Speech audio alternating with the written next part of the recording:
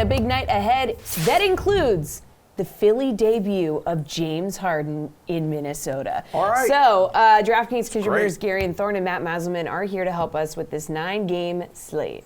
All right, who's your top price guard, Garion, and how much exposure do you think you're going to have to Harden tonight? Come on. I don't know. I mean, it's a great matchup. Minnesota is, as we've talked about a lot, just a team that does not play a lot of defense. They are high-paced. They're on the second night of a back-to-back, which really does not bode well for just their ability to limit the point total of another team. But I think you almost have to use Harden as a decoy in some of these lineups. I think he's going to just be really popular considering the narrative surrounding him tonight. His price point isn't insane, but, he's now finding himself stationed next to someone who has had a 42% usage rate since the beginning of January. I just don't know what his role in this offense is going to look like. I think he'll probably have a pretty big game, but you need to have a pretty massive performance to pay off his price tag. So I also think Devin Booker, someone who we talked about a lot yesterday, whose price point is increased by like $400, but he still seems pretty underpriced for what we saw yesterday. He's also going to be super, super popular. So I think this is maybe a night where you use someone like DeJounte Murray, who just might kind of slip through the cracks a little bit. I mean, Murray is averaging 1.54 DraftKings points per minute going back across his last 13 games. Washington, not an ideal matchup. They've been kind of a pace down team lately. They actually have the slowest pace in the Eastern Conference since the beginning of February, but I just think Murray's kind of been a one-man wrecking crew for the Spurs for the better part of 2 months now. And if he's going to go overlooked because so many people are on Booker and so many people are on Harden, I want to take advantage of that. Okay, you're going to be taking advantage of anything in the guard department tonight, Maddie? I think I just want to play Devin Booker. There are enough other places that I think you can get contrarian here, and Booker is still well underpriced. We talked about this yesterday where it seemed like he would have more of the point guard burden with Chris Paul out, but we still thought that he would be technically the starting shooting guard with someone like Elfrid Payton or Aaron Holiday starting. The Suns didn't do that. Last night, Devin Booker actually started at point guard with Cameron Johnson playing alongside him, and Booker wound up with double-digit assists. If this is how the Suns are going to play their offense, Booker deserves to be priced in the same tier as guys like Murray and Luka Doncic, James Harden, LeBron James. He's just way underpriced at $9,200. And it's also a really good matchup. New Orleans traded Josh Hart to get CJ McCollum, which helps their offense a ton, but it's a significant downgrade on defense. And really the only good defender that the Pelicans have to throw at Devin Booker is Herbert Jones, but that's kind of out of position for him. I'm sure he spends some of the game there, but the Pelicans are not a good defensive team, really, is the bottom line without Josh Hart. So it's a really good matchup for Booker. The back-to-back would normally be a little concerning, but because the game was a blowout last night, Booker got a few less minutes. He's a little less worn down, I think, than he would be if the game had been close. The Suns ended up winning by 20. So this seems like good chalk. I think Booker is just such a good value compared to the other guys at the top end of the price range. All right, which high-cost forward or center are you looking at, Matt? Joel Embiid, $11,600, the priciest dude in this area. Yeah, I'm going with Embiid. I think he actually will be fairly contrarian tonight. Garion mentioned it, the narrative around James Harden. I don't know if that's enough to make James Harden chalk, but we've talked a lot about this over the last couple of weeks, how Harden's presence will probably be just a downgrade for Embiid in terms of usage and production and all that. And I think that that's true to some extent, but I'm not sure if it'll be as true right away. Harden still is dealing with a hamstring injury, may not play full minutes. I don't know how well he's going to integrate in the offense in the very first game. So for now, I think people might be a little scared of that for Embiid. And for that reason, I think playing him over someone like LeBron or Booker or Luka, paying up for him instead as the contrarian move, I think that's worth considering. Garion, do you agree? Yeah, I mean, it's just sort of there's a lot going on tonight's slate coming out of the All-Star break, and one of the things one of the major storylines that is impacting us is just teams are healthier than they normally are, so there's not like a ton of obvious value, and that's also something that we found in last night's slate.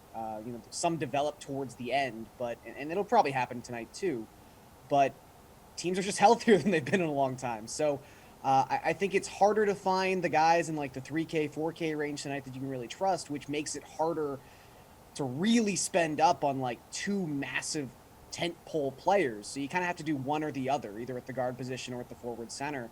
So I maybe am going to try to save a little bit of money here and go with someone like Wendell Carter Jr. It's just a perfect matchup. I mean, the Rockets have been atrocious against virtually every position you could possibly imagine, but specifically against interior players. They give up the most DraftKings points per game to power forwards and centers.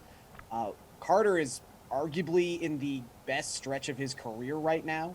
In the month of February, he's averaging over 17 points and 10 rebounds per game. He's got a true shooting percentage of .630. I just think he's in a really good spot right now. The Magic are, a team that has 17,000 center options, but they seem to have landed on the fact that Wendell Carter Jr. is the best of that bunch. And he's getting the playing time to reflect that right now. So I think he's a very, very safe, high floor, but also high ceiling play because of his matchup. All right, Garion, what about a value guard to play in DFS tonight? Yeah, I'm looking at maybe someone like Corey Kissbert. Just getting a lot of minutes right now for the Wizards. And that was kind of the annoying thing, even after the Wizards sort of, lost Bradley Beal for the season.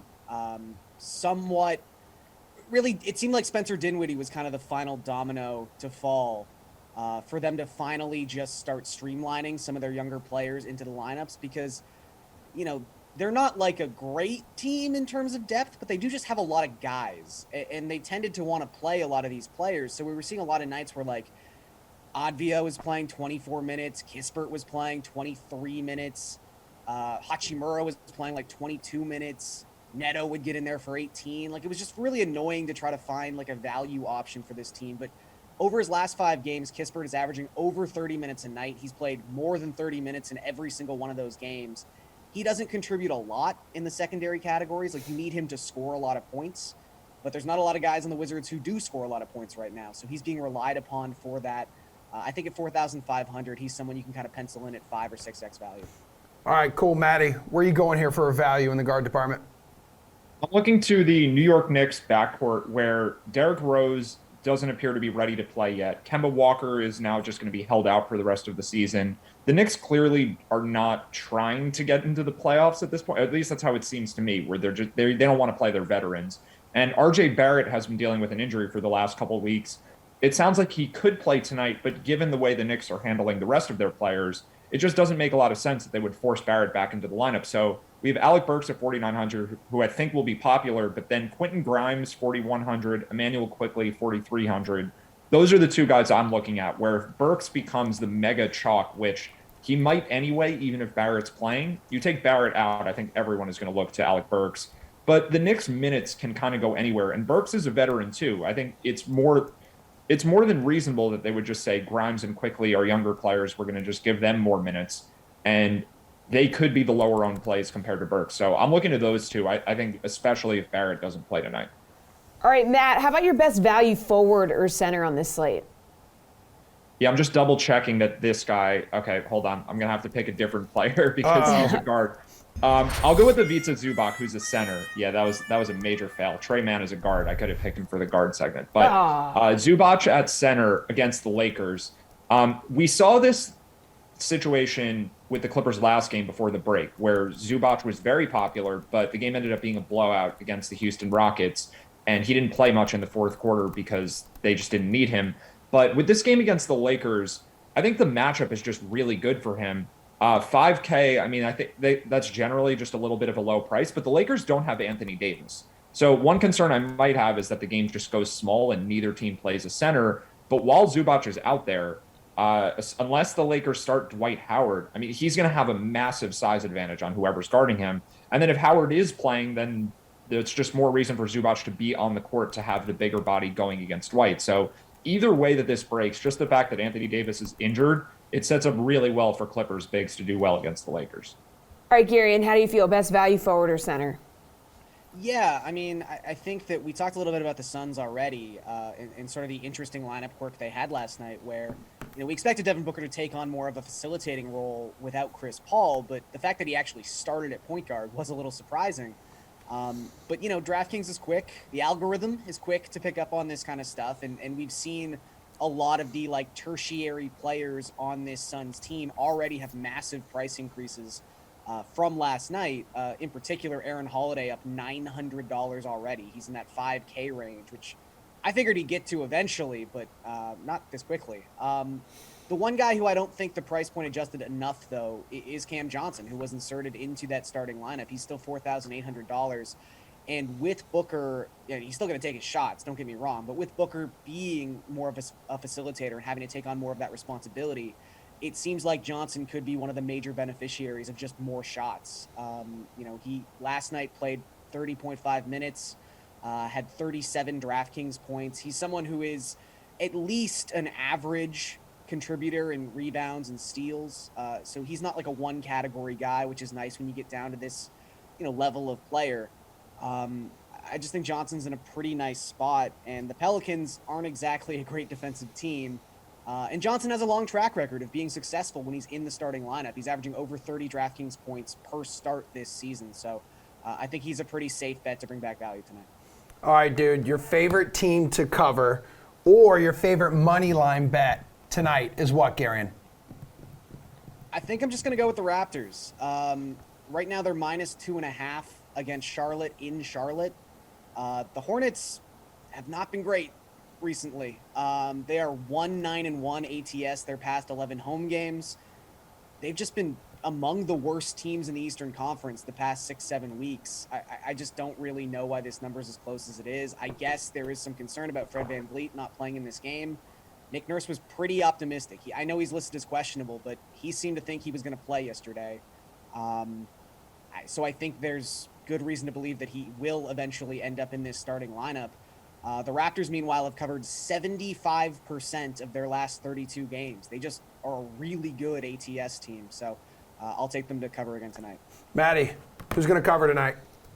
All right, this will be a fun example of just having opposite types of analysis for games, because I like the Hornets on the other side. Good. Just going to go against Garion's pick.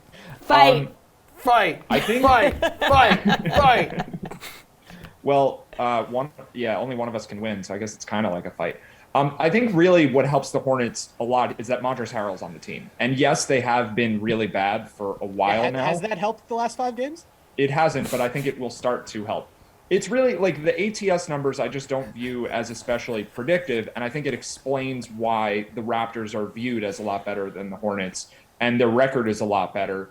I am worried about Fred VanVleet's health. Like, that's a lot of what this comes down to. So we could, neither of us knows, and this is a little bit of a guess on my part. I do think VanVleet plays, but I'm a little worried just about the minutes, how that's going to take a toll on the team going forward, and just how VanVleet will look on the court. But the Hornets just have so much more talent than the results they've produced this season. And I'm kind of buying into that rather than just the results that they've had so far. I think the All-Star break may have given them time to reset and, scheme differently a little bit. But if you just go across their roster, there are a lot of really good players on this team. And for whatever reason, they haven't been able to bring it all together. Maybe after the All-Star break, they're able to do it. So I think being at home with VanVleet a little bit banged up and with Harrell there, that should help them going forward. But yeah, it does concern me that Garion's on the opposite side of this one.